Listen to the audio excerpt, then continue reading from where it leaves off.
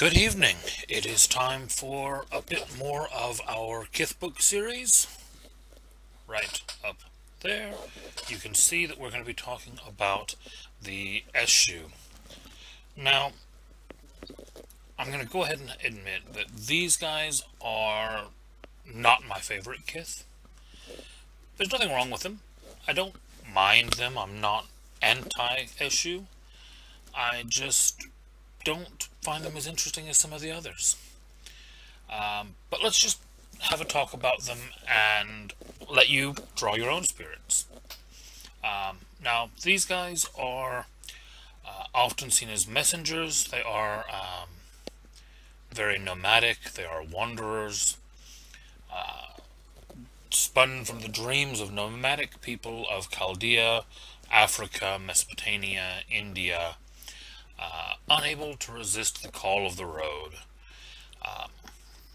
inflicted with wanderlust, curious about other cultures, but guarding their own secrets closely. They often people believe that they're closer to an Eshu than the Eshu feels they are to other people. They kind of keep a distance, even if they don't seem to keep a distance. They seldom stay in one place for long. They may kind of circle back around to the same location, but they won't ever actually just stay there. They're storytellers. They are historians. They love seeking out a new story. Appearance-wise, they can possess any racial or ethnic heritage, with strong ties to the Black, Arab, and Persian and Indian communities, which you can obviously see from the picture of the guy there. The artist clearly did not read. I always find that a bit annoying. They're supposed to be the one that have all these ties to these groups, and yet they made absolutely no effort to show that in the artwork. One of the few places that I really think the art in the book falls down. So let's have a look at their, well, before we do, their affinity is with scene. So obviously we haven't discussed the affinities or the arts yet, but scene, even just from the word you can gather, is all about the area around the stage, the scene that you're looking at. So it gives the impression immediately of someone who is commanding a performance. Now, their birthrights. Serendipity. This one is very hard for some storytellers to put to use correctly. The issue always seems to end up at the right place at the right time, winding their way through adventures and important meetings. When faced with a crossroads, she always knows which way to go, and their internal compass guides her where she needs to be, never bringing her to a terminus until the time is right. The issue cannot become lost under normal circumstances, and if they become lost through magical means, they can spend glamour to reorient themselves on their physical and often spiritual or figurative path. Sometimes it does make for a very difficult story when you have someone who cannot get lost. It's awkward for a lot of storytellers, but without giving away too many secrets, there are ways to do it.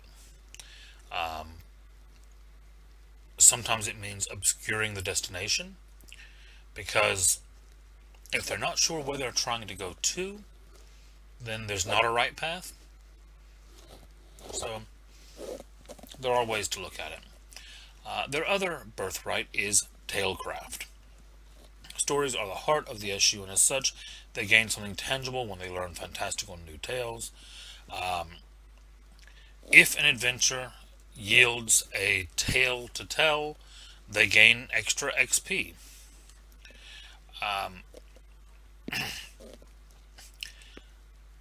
This is kind of the reason I'm not a fan of the issue. As someone who uses alternate XP or changes the path of progression sometimes, having a group that has a XP buff built into their rules becomes awkward. Not saying there's not a way to work around it, but it's forced. It strikes me as the designers couldn't think of a better way to implement it. And then they stuck onto the back of it that they cannot botch rolls involving empathy or performance, which is completely unrelated to the rest of the ability. You're probably by now seeing a pattern of why I'm not a big fan of these guys. Their frailty is recklessness. They cannot resist a gamble or a dare, not if the payout is a new story for their repertoire. Their confidence and their curiosity lead them to take risks that less adventurous kids might not.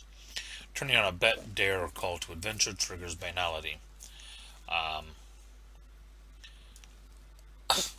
This always does make me laugh, especially now, because I have to think of Rick and Morty. You know, the literal call to adventure. And these guys would be the exact opposite of Rick when it comes to that. And there you are. I mean, that's the issue. They are interesting. They're wanderers. Sometimes that makes them hard to play properly in a group. But they can be good for a player who can't make every session. Well, where's so-and-so? Well, he wandered off. That makes sense. He's an Eshu. There's nothing wrong with them. I like characters that are Eshus in a lot of cases, but I find that they're difficult to play well, and I find that they present challenges to the game that some of the other kiths don't. So I'll leave you with those thoughts, and I'll get this video edited, get it up and running, and who knows, I might go have some dinner and come back and do a couple more videos. We'll see. Until then, like, subscribe, all of that good stuff, and I will see you.